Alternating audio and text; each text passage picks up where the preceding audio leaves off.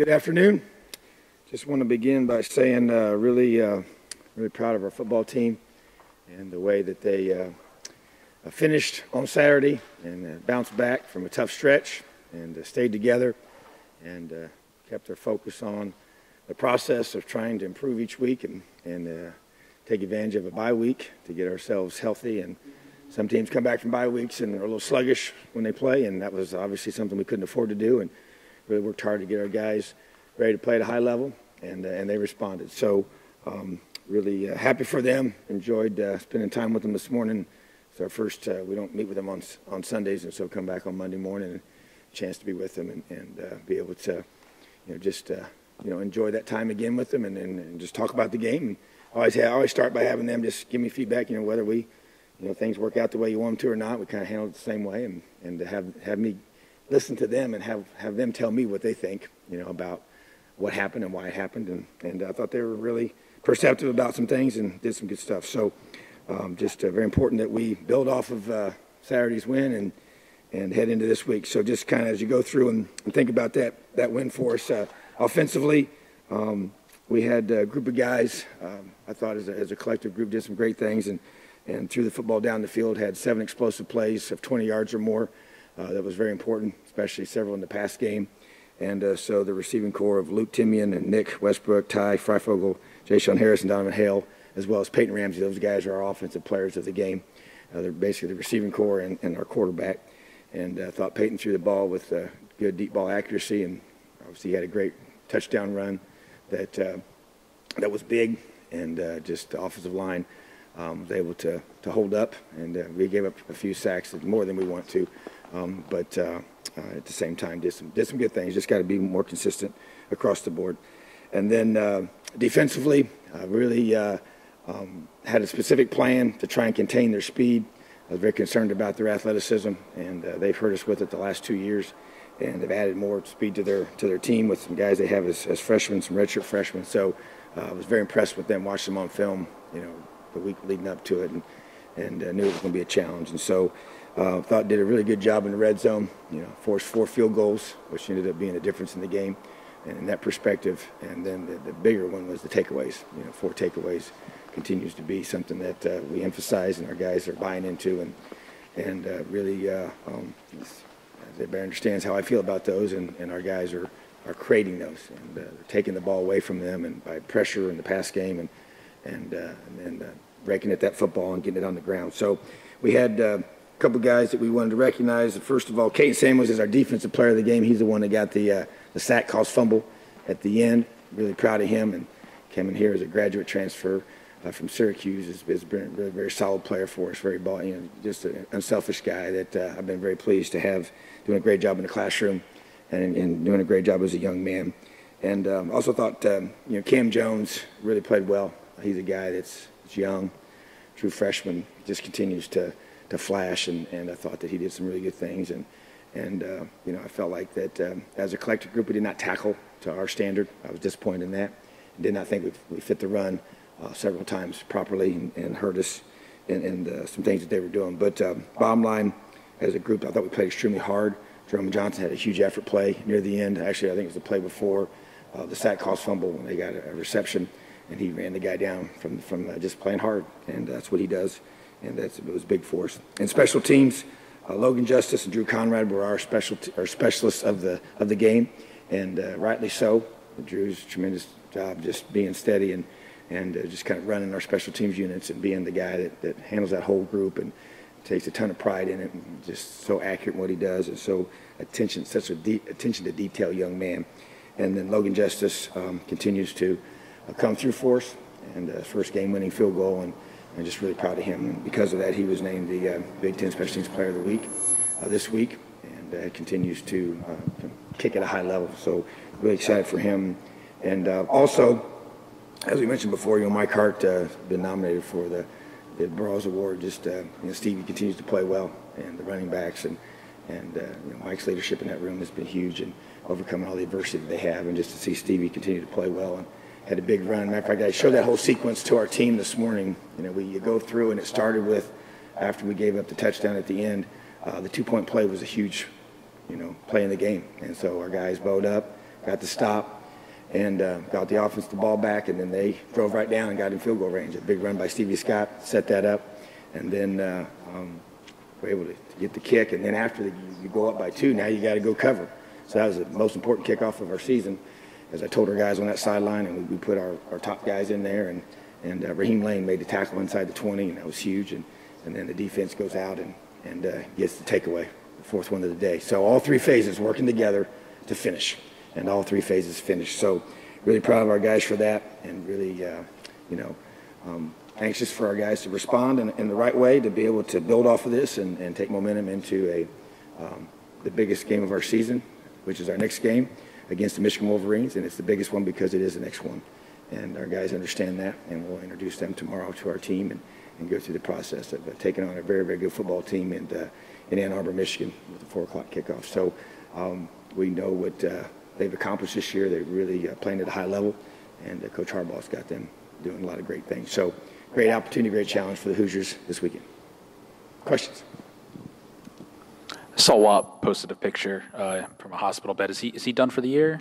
Well, we don't know yet. So he had some things done, and we'll see how that plays out. I mean, we're trying to get him back, but he's had a rough one. It just seems like we have had a hard time getting healthy, and when he gets back, he's been dinged, and he's had to have some things cleaned up a little bit. So we'll see. But I feel for him because he's worked his tail off and had a great off season and was ready to grow, and has just had one thing after the next. So we're just trying to battle getting back. You said it's one thing after the next. Is it, I guess, all related to kind of the same root cause, or is it different things that have happened since that Michigan State game that have just kind of kept setting him back? Well, the high ankle sprain was just the nagging. That happened in the Michigan State game, and then he got it, and that's kind of been the long term. And when you deal with those, most people would tell you it's like 6 weeks. Usually they always want to try and come back before then, and it usually doesn't work out so well. But then he got another injury, and not related to that, so we're trying to be dealing with that. So, yeah, it's kind of been a couple things. So just the way it goes sometimes. That's why the guys have had to step up, and that's what they did on Saturday. So that will not change.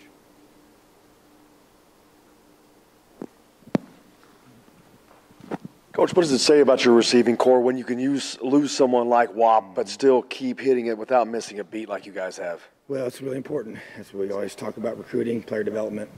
Coach Hurd does a great job with that room, and we got a couple young guys that we brought in as true freshmen. I think are going to be really good players too, that are just waiting their turn and being developed right now. So that group has become a deep group for us, and a lot of different types of body types in there and skill sets, and I just think it's a testament to what we're trying to build here. We're a young football team, and to be able to get back in position here where we are.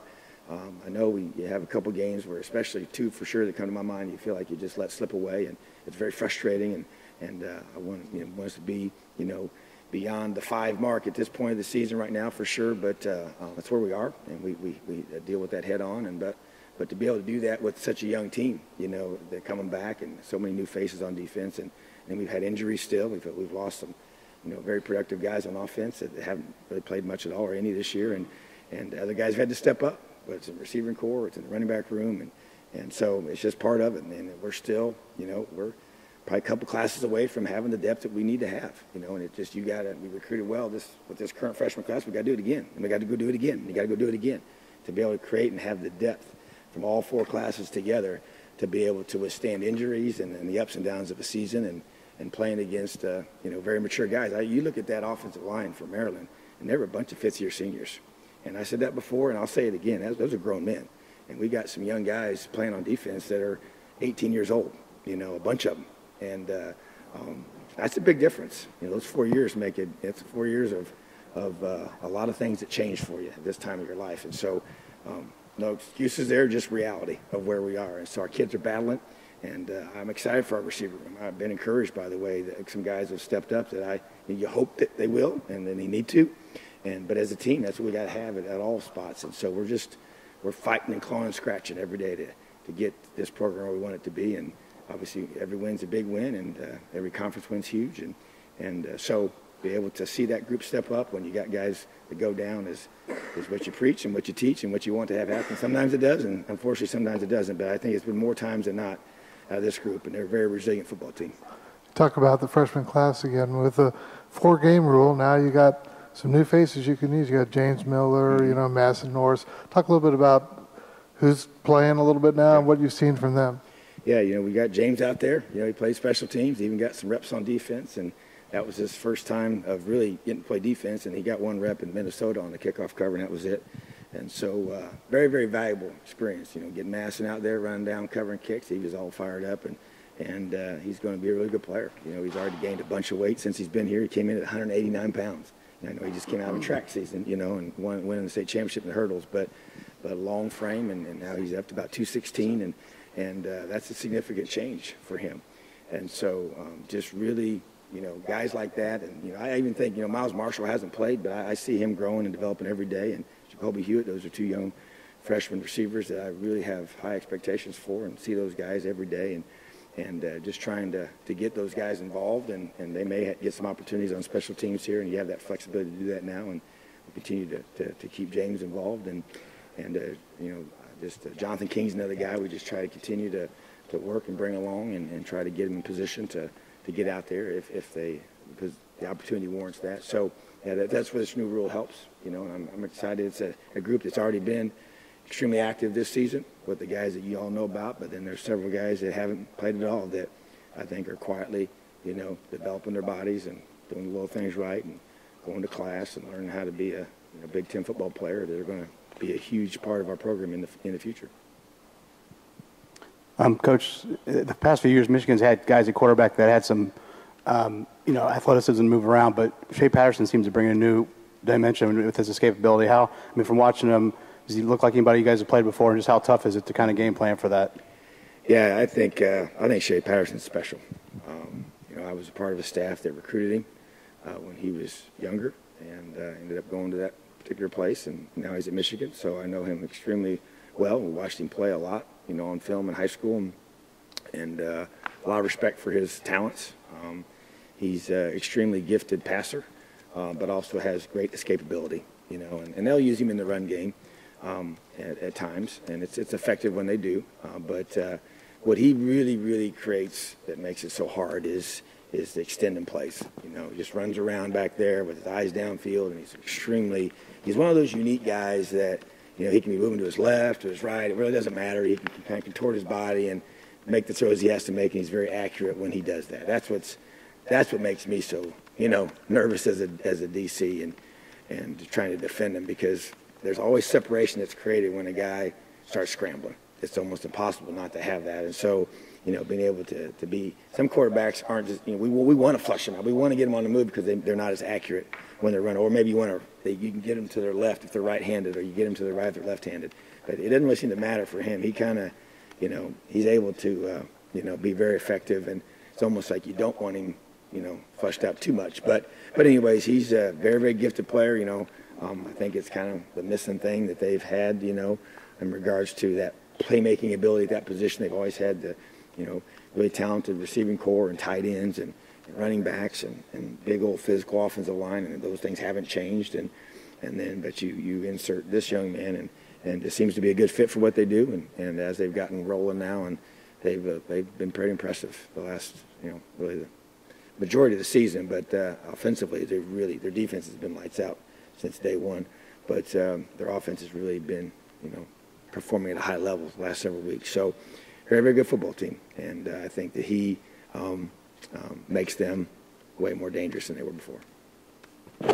You mentioned after the game that acknowledging the bowl game was something that you didn't necessarily do last year, but you felt it important this year. Is there anything else different about the way you're approaching the stretch run this year that maybe is a little bit different than the way you handled it last year? Very, very, very, very conscientious of our players and their health and rest, and we changed our schedule for the very purpose of being at our best weeks 9, 10, 11, and 12. Just really felt like that last year we, for multiple reasons, it wasn't just one thing, but multiple reasons that we kind of ran out of juice and did not have the same energy at the end, and we're just tired. And so the bye helped, I think, in some regards, but just the way we've changed our schedule, the way we've approached, giving them Sunday off and lifting on Monday instead of lifting on Sunday, we have, reasons for that. And then even the length of our practices, we taper some of them back to make sure that we got a gauge on our guys. And Dave Ballou and Dr. Ray are very in tune with that, and I follow their lead very closely. And they've helped us modify our practice schedule. That's been different than in the past. And just trying to, learn the best way for our guys to be, competing at a high level this time of the year, So, and how you talk to them, like you said, I've mentioned that. I was kind of taking a completely different approach and been very upfront with our guys about it, and that will continue tomorrow, And so I think that those things, and you always try to figure out what does your team need, and also you grow and do things a little different based on your experiences and what works and what doesn't work for you. And so just trying to, hit all the right buttons and get everything going to where your guys are, when they take the field each Saturday, they're playing their best. And based on the time of the kickoff and time of the year and everything involved with that. So there's definitely been some changes for sure. Last couple of years, Michigan's really been able to keep your guys' running game kind of not really been able to do much. Does the fact that the passing game, especially establishing the deep threat last couple of weeks, you feel like that's coming on at like the perfect time to make sure that Michigan can't pack the box like they might have in past years? Yeah, that's definitely part of the process, and part of one of our objectives was to throw the ball down the field, to be able to take pressure off the run game, force them to be able to not load it and overwhelm you, or just have that extra hat there that they can, that you can't block, because of the structure that they have defensively. So, yeah, there's no question. I mean, we know we needed to, and we've made it a priority to do that, and really was effective on Saturday, and needs to be again. And I think that's just part of what we want to do. I've said it publicly, and they obviously are very, very talented, and they play a lot of types of coverages that we have to be able to have answers for. And they do a lot of different things. And Coach Brown, he's as good as he gets. He does a phenomenal job, and their players respond to him, and they play their tails off, and they're so fast and physical, and he's got them rolling. And so as a defensive guy, I got a lot of respect for that. Just don't like to go against it, but that's part of it. So I just think that they, you got to be able to, take pressure off your offensive line and your run game by stretching the field. And that's part of what we want to be able to do. We want to do it, throughout the season, but just trying to get better at it, and that needs to continue. Coach, Raekwon didn't play Saturday, and I think Jerome Johnson got a little banged up and came out, and I don't remember him coming back in. Just an update on those two and just the overall health of your team. Raekwon is he's really day-to-day. We're hoping to get him back for Saturday, and we'll know more later in the week, but he's working hard to get to that point. Jerome is going to be fine. Got a little bit dinged up, but he was back practicing today, and Jacob Robinson's back practicing today, and trying to continue to build his rep base and his endurance and ability to make some more plays and take some more. So, and then Micah McFadden went out of the game, but he's going to be back, practiced as well. So we just need as many as we can get. We got to get everybody healthy as possible, and we'll get James Miller some reps at linebacker in practice this week to see if we have to have him. He'll be more ready than he was maybe a week ago, to be able to have the scheme knowledge. We did some specific things that would have been hard for a guy to come in there that didn't know what he's doing. So we lost Mike in the first half. It really kind of put a lot of stress on us at that spot. So we had to kind of take our mics and move them to Stinger because of just understanding the weekly scheme that we were going to be implementing. So just depth is still always an issue. We're still not where we need to be, but we're getting closer. But still got a long ways to go, and that it'll be a continual process of developing depth through recruiting and player development. Great, thank you. Elio.